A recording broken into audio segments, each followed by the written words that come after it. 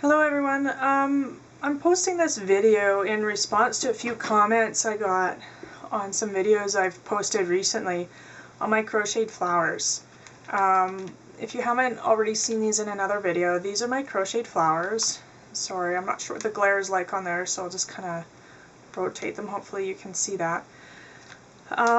So what I've decided I'm going to do is I'm going to do a series of videos. The first one, this one, is going to be like the basics of crochet, and by basics I mean like if you've never picked up a needle before. And I'm not going to cover all of the basics, I'm just going to cover what you need to create these flowers. I'm not a crochet expert by any stretch of the imagination, and actually I hadn't crocheted for probably close to 20 years. Until like probably a few weeks ago, so I just kind of had to relearn myself. So while it's fresh in my mind in terms of what you need to know, I'm going to go over that. So I'll be going over things like yarn thicknesses and hook sizes, how to start a slip knot, how to hold the yarn even, and a few basic stitches: a chain stitch, slip stitch, single crochet, double crochet, triple crochet, and then finishing your work off. That's everything you need to know to make these flowers. So if you know all that, you can skip to the next video. Otherwise, stay tuned. I'm just going to change the camera angle so that you can watch my work right side up rather than upside down. Hello, I'm back with a new camera angle. I hope this works. Basically all I did was turn my tripod around and shorten the legs, so I'm working around camera legs here. I wanted to get a nice close angle for you guys to see what I'm doing. So hopefully I won't bump the camera too much and you'll be able to see what I'm doing well enough. I just wanted to talk to you about yarn thicknesses and hook sizes to start. So this is a copy of the label from the yarn I'll be using today. It's a number 4 medium weight. So most often you'll buy yarn, it'll tell you the thickness. It will also give you recommended, this is for knitting and this is crochet. So in order to produce a 4x4 inch square,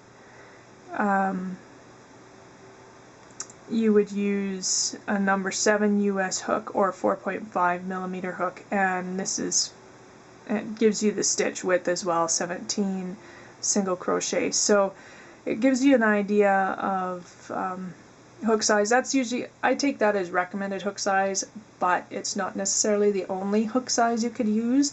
I find that I can use smaller hook sizes than what's listed on here, which will produce a tighter stitch and smaller flower in this case.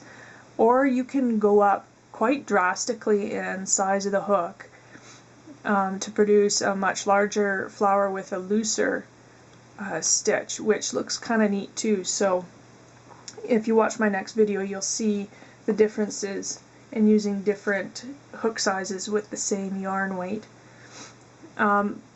These are the hooks. This is the range of hooks that I have, and I have anywhere from a 1.5 millimeter up to, this is a 6 millimeter.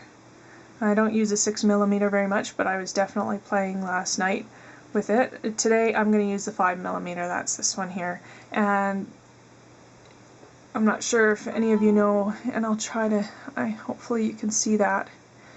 And it's actually, they're labeled. So this is a US H8 size hook, and they also put metric 5 millimeter hook in there. So let me clear this, and I'm gonna start showing you how to do this. So the first thing I want to show you is how do you start? Basically, you start by tying a slip knot. So you just start as if you're tying a knot in your shoelace. So you make a loop, and I always have the end of the yarn on my left. So then you take the end attached to the ball and you slip it through your loop and pull. And that's it. It's as simple as that. And then you can stick your hook in the slip knot, hold on to the yarn that's still attached to your ball of thread, and pull, and it tightens right up. So that's your slip knot. Now, one thing I had a hard time with, and I actually bought a Crochet Basics book, and they taught me how to hold the yarn, and it is so easy to adjust your tension holding it this way. So basically, I'm right-handed. I'm sorry for all you lefties out there. This is going to be backwards to you, but hey, at least it's right side up.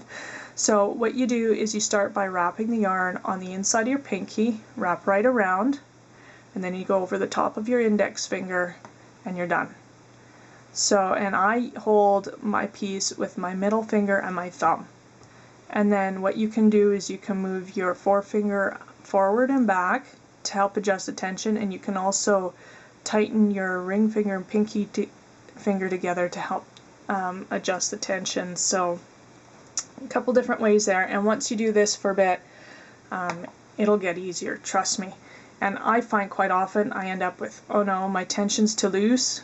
So all I do is I give a little bit of tug on this yarn and tighten it on my pinky, and you're good to go. Okay, so now we're going to start doing stitches. Chain stitch is usually one of the first stitches you start with, and all you do is you wrap the yarn around your hook. Let me see it. Try to hold it up here. Wrap your yarn around your hook, pull through the loop. That's all there is to it. Yarn around the hook, pull through.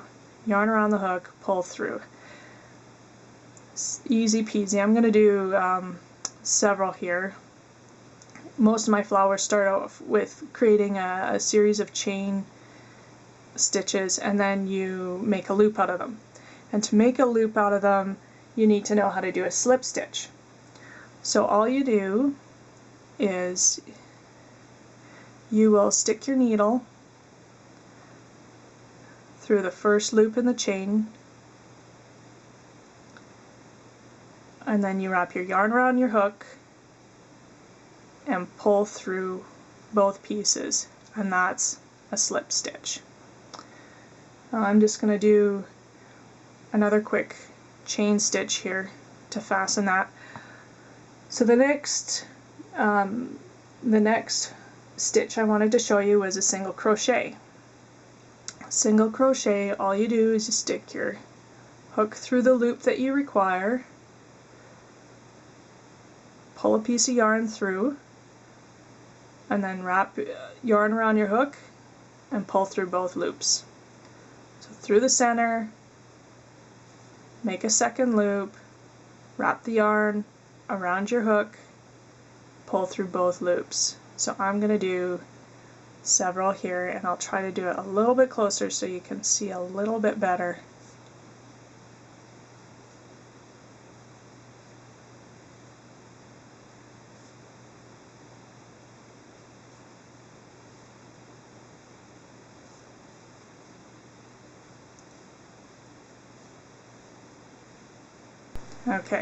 Okay, so the next stitch I'm going to go through is called a half double crochet.